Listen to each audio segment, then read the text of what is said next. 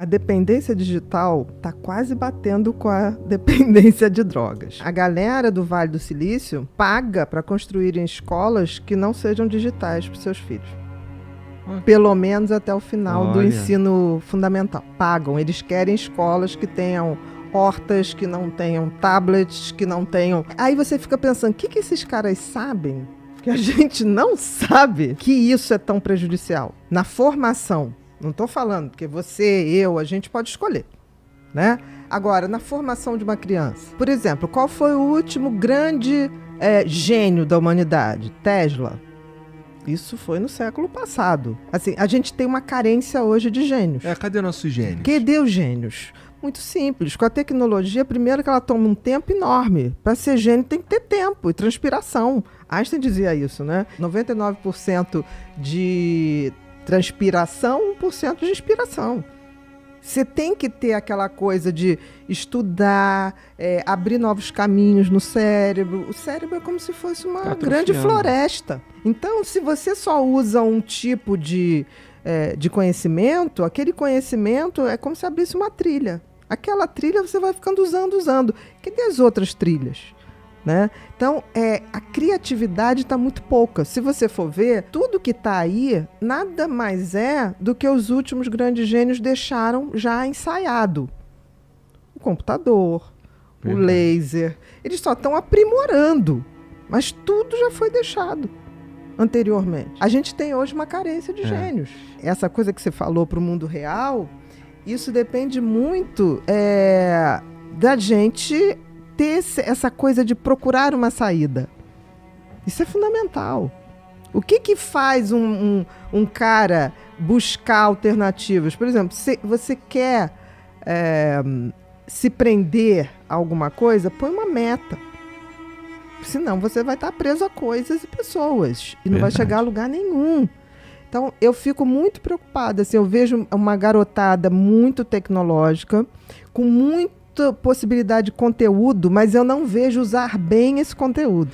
E cada vez mais individualistas. Cada vez mais individualistas. E tem uma coisa que os pais estão fazendo que me chama muita atenção. Essa coisa de pai e mãe. Você vai ao shopping hoje, tipo assim, minha princesa, meu príncipe, minha princesa, meu príncipe. Vai chegar um dia que ou então, tipo assim, olha como ele faz coisa mais linda, e não sei o quê. Gente, a gente não pode só fazer isso. Essa criança nasce e vai se acostumando a achar que ela é o máximo. Aí chega na adolescência, começa a ter as primeiras frustrações, o príncipe vai achar que ele tem um reinado, que tem que servi-lo. Isso eu sei que é amor, mas eu acho que esse conceito das fadas, dos príncipes e princesas da Disney, vamos levar as crianças da Disney, mas vamos botar que aquilo é conto de fada. Né? O conto de fada que a gente conta para poder dar valores para as crianças, de noite. Não, e aí eu vou até defender um pouco a Disney no meu processo acadêmico. Na infância, a gente trabalhou com vários temas de filmes da Disney para você trabalhar com criança, com cunhos sociais.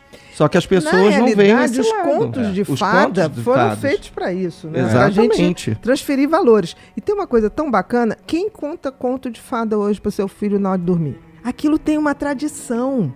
Uma vez eu fui botar a minha sobrinha, a Biazinha, para dormir. Biazinha. E aí ela ficava, conta uma história, tia, contava. Aí eu resolvi, estava tão... Porque criança, quando gosta, 40 vezes, conta de novo. História. Conta de novo. Aí eu contando da Cinderela, normal. Aí chegou uma hora que eu falei assim, olha, ela tinha 6 anos. Eu falei, e aí o príncipe, né? Tipo, você estava procurando a princesa, mas aí teve uma hora que ele falou assim, pô, eu tô procurando essa princesa pra quê? Vamos lá, eu quero um suborno, o que eu vou ganhar com essa princesa? Ela me olhou com uma cara feia e falou assim, tá tudo errado, ele vai porque é por amor. Eu falei, não, ele vai por interesse.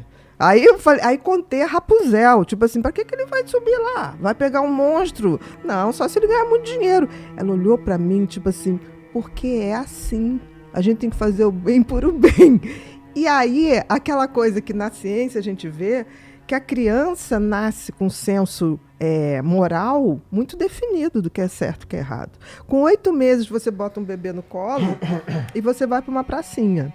Se acontecer alguma coisa, uma outra criança cair, chorar, a criança olha com aquele olhar assim, ela sabe que aconteceu alguma coisa errada. O que a gente está fazendo na educação dos filhos que eles estão apagando isso do que é certo do que é errado. É isso que eu estou falando. Essa tradição dos contos infantis, elas vêm aí para educar as crianças há anos. A gente aboliu isso. E aí a gente botou um tablet que eles ficam vendo umas crianças fazendo umas coisas, sabe, sem nenhum... Não estou criticando, sentido, eu acho que tem propósito. coisas que tem esse propósito, mas a gente não pode abrir mão dessa educação que é passada de geração em geração. E essa conduta que a gente tem, que a sociedade tem hoje em dia, de não se importar muito com os filhos usando ferramentas tecnológicas como tablets, celulares, computadores, etc, não sei o quê. Dá pra gente esperar aí uma geração que vai ter um tipo específico ou uma gama específica de transtornos? Que tá mais para a área de vocês. Eu acho que isso já está até acontecendo. Já está acontecendo. Já está acontecendo. Está estourando, assim, os transtornos de ansiedade, disparadamente. Muito. Na adolescência. É muito adolescente e jovem. Porque o que é ansiedade, né? Assim, de uma forma bem leiga. Ansiedade é um excesso de futuro. Né? Eu estar aqui hoje pensando o que vai ser, como vai ser... Essas crianças hoje, eles já estão assim, quando é que eu vou ter o meu primeiro carro que seja de não sei o quê? Quando é que eu vou ter... Cara, ninguém está vivendo o presente. E tem uma coisa que eu acho pior, os pais estão dependentes tecnológicos. Então eu tenho crianças que chegam e falam assim, eu não aguento mais minha mãe no telefone. Do tipo assim, a criança, tipo assim, mãe, chega. Tem crianças hoje, outro dia... A gente tem um pacientinho que ele jogou na privada o celular da mãe. Foi verdade. Ele falou assim, não, mãe, perdão, papapá, você não viu o que foi, caiu. Ele depois falou assim, não joguei, não aguento mais. Eu não consigo falar. Aí depois ela fala que eu não falo com ela. Aí eu falei, mas por que você tá falando isso? Não, porque ela tá com o celular que... ela não tá ouvindo nada. Se eu falar assim, mamãe, eu peguei a faca pra me suicidar, ela vai ficar... Ele confessou isso pra Bia. Se a gente parar e pensar... A gente, para dar um diagnóstico, para a gente perceber que tinha alguma coisa errada com uma criança antigamente, a gente dava uma folha de papel e a criança desenhava ali, projetava de alguma forma aquilo que estava incomodando ele. Hoje ele tem que fazer tipo um comportamento desse, jogar o celular fora. Se você chega num restaurante hoje, e isso já vem acontecendo há muito tempo, se você olha a família toda, cada um está com seu celular e ninguém está se comunicando. Verdade. Olha só, tem uma coisa, o cérebro é um órgão maravilhoso. O cérebro, ele não distingue o que é real, o que é virtual.